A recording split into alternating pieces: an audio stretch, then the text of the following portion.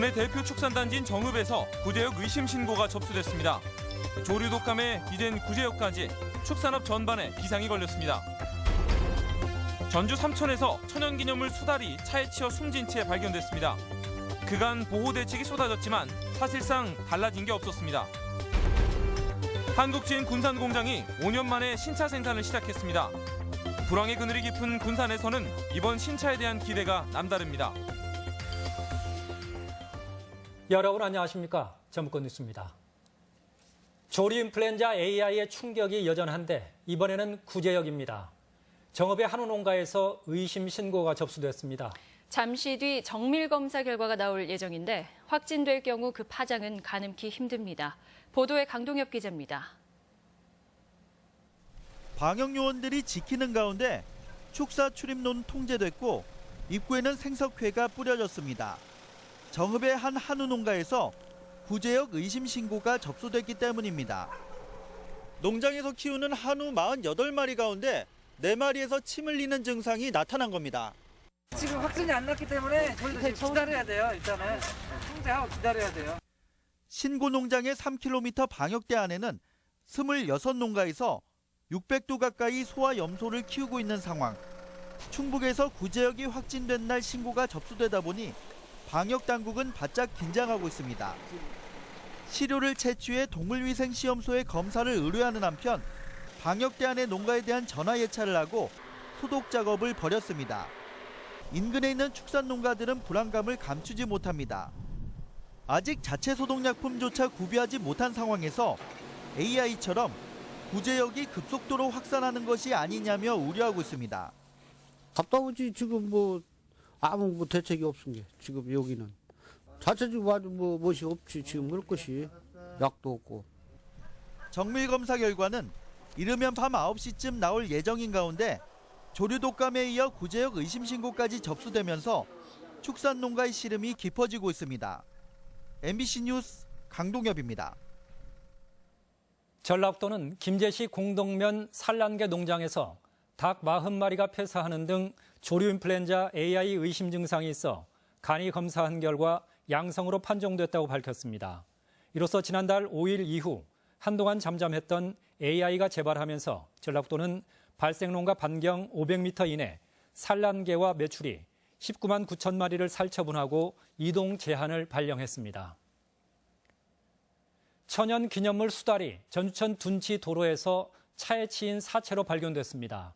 이번이 벌써 세 번째인데 그간 전주시의 수달 보호 대책은 말뿐이었습니다. 김하연 기자가 보도합니다.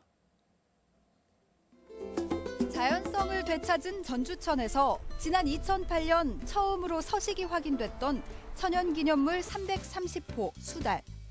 도심 하천에 기적처럼 찾아온 수달은 현재 전주천과 삼천에 5마리에서 10마리 정도가 살고 있는 것으로 추정됩니다.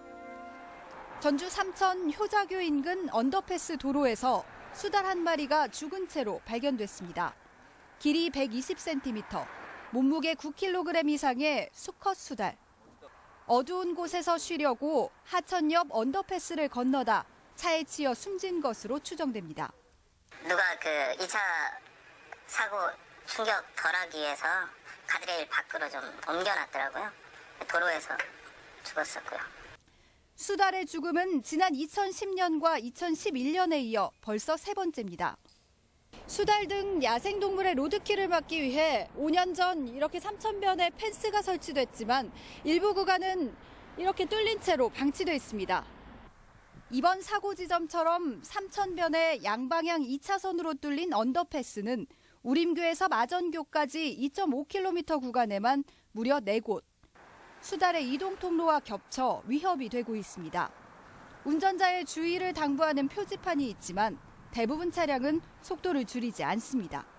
하상도로에 과속 방지 턱이라든지 야생동물 반사경이라든지 그리고 이제 안전 펜스를 설치하는 시설 보강이 우선시 되어야 될 것 같고요. 수달을 보호하기 위한 전주시 정책도 속도를 내지 못하고 있습니다. 전주시가 지난 2011년부터 280억 원을 들여 추진하고 있는 삼천 생태하천 복원 사업.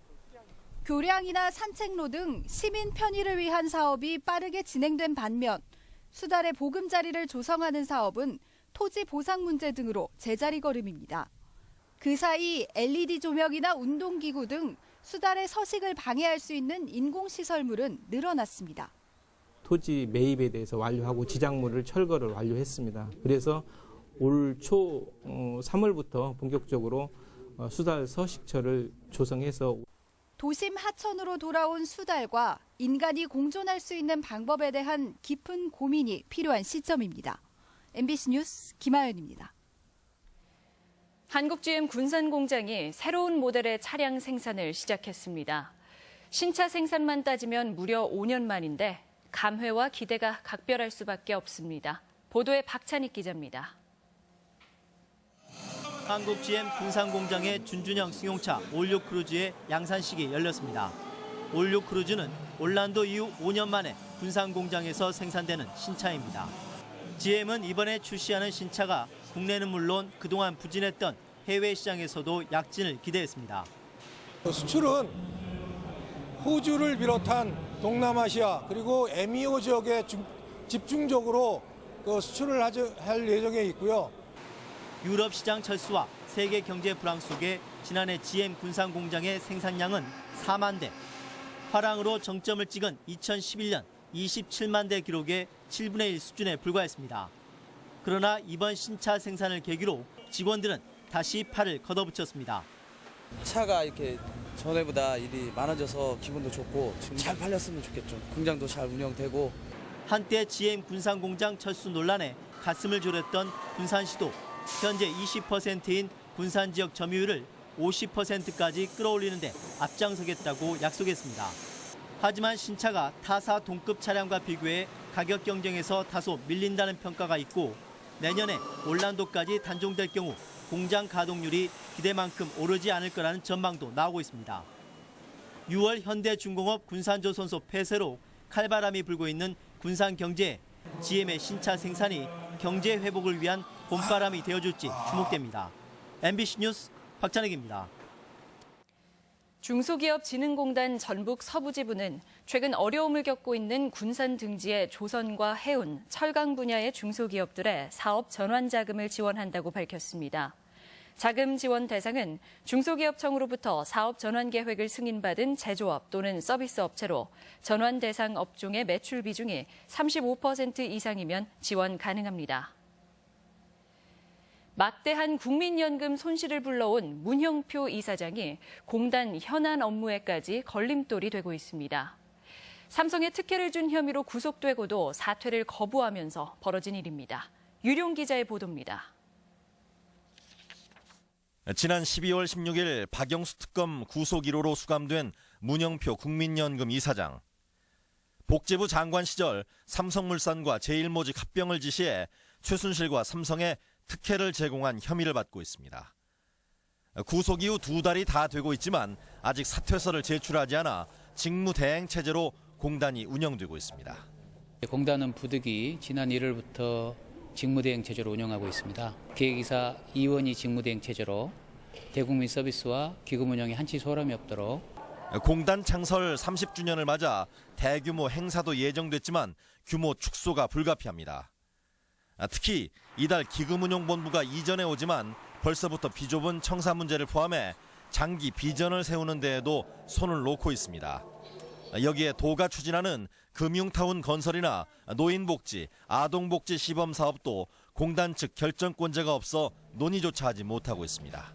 구속된 상태로 이렇게 공단의 수장으로 있는 게 국민들의 신뢰도 물론이거니와 또 우리 조직 내부 또 사업 2017년 사업 진행하는 데도 많은 걸림돌이 되고 있기 때문에 임명권자인 대통령이 탄핵 중이고 장관이나 공단 이사회가 해임 절차를 밟거나 후임 인사를 하기도 어려워 사태는 장기화될 수 있습니다. 메르스 장관이라는 오명 속에 1년 전 국민연금에 입성한 문형표 이사장. 기금운용 독립을 추진해 파란을 일으켰고 결국 구속 이후에도 공단 운영을 파행으로 이끌고 있습니다. MBC 뉴스 유룡입니다.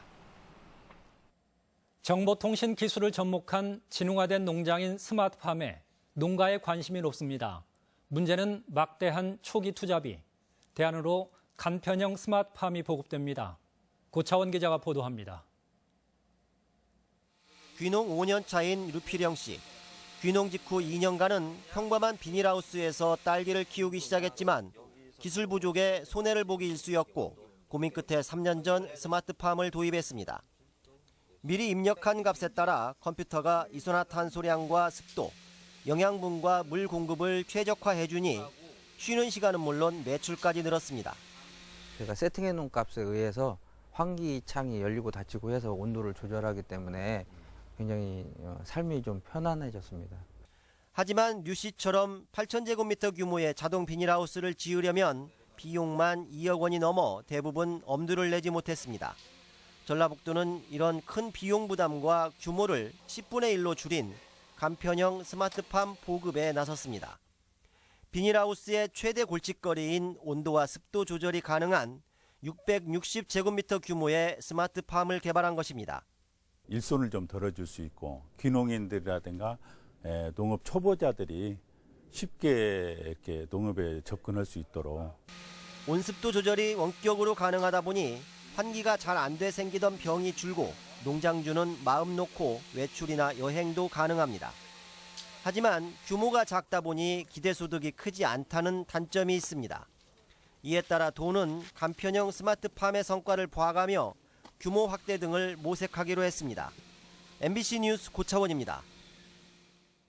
전라북도는 익산 국가식품 클러스터 2단계 사업과 새만금의 농생명 창업특구를 조성하는 등 아시안 스마트 농생명 밸리를 이번 대선에 반영할 핵심 사업으로 정했습니다. 이와 함께 혁신도시의 농생명 특화 금융 중심지 조성, 탄소 부품을 통한 4차 산업혁명 선도 등 8개 분야 45개 사업을 정해 대선 공약으로 반영할 계획입니다. 오늘의 간추린 뉴스입니다. 전북도의회는 오는 14일 임시회에서 삼성과 정부, 전북도 간의 새만금 MOU 체결과 철회 과정의 진상을 조사하는 특위를 구성할 예정입니다.